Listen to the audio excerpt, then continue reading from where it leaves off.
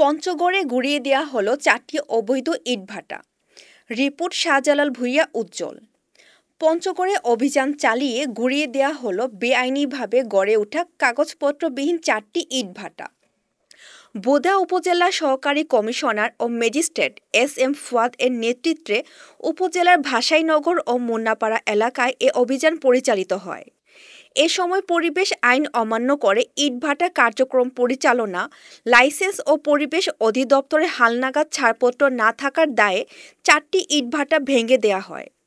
ইটভাটাগুলো হলো Messrs S R. Bricks, Messrs M M L. Bricks, Messrs A A. Bricks ও Messrs B B. Bricks.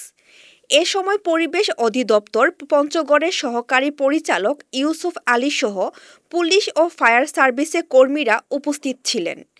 Magistrate SM. Fuad জানান, সরকারি নীতিমালা না মেনে ও বৈধ কাগজপত্র ছাড়াই বেআইনিভাবে দীর্ঘদিন ধরে কার্যক্রম চালিয়ে আসছিল এসব ইটভাটা।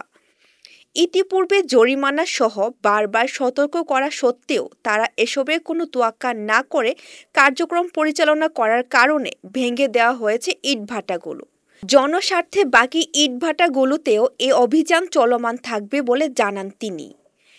সরকারের নির্দেশনা মোতাবেক পঞ্চগড় জেলা সুযোগ্য জেলা প্রশাসক স্যারের নির্দেশনা মোতাবেক অবৈধ ইটভাটার বিরুদ্ধে আমাদের অভিযান অব্যাহত আছে। আমরা ইতিমধ্যে 4টি ইটভাটায় আগুন নিভিয়ে দিয়েছি এবং তাদেরকে বন্ধ করতে বলেছি এবং তারা ইটভাটা বন্ধ রাখবে এবং পরবর্তীতে যদি তারা ইটভাটা আগুন দেওয়ার চেষ্টা করে আমরা কঠোর ব্যবস্থা নিব। আমাদের এই অভিযান চলমান থাকবে।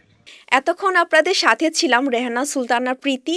পরবর্তী নিউজ আপডেট পেতে চোখ রাখুন news24bd.net এর ফেসবুক পেজ এবং ইউটিউব চ্যানেলে। ধন্যবাদ।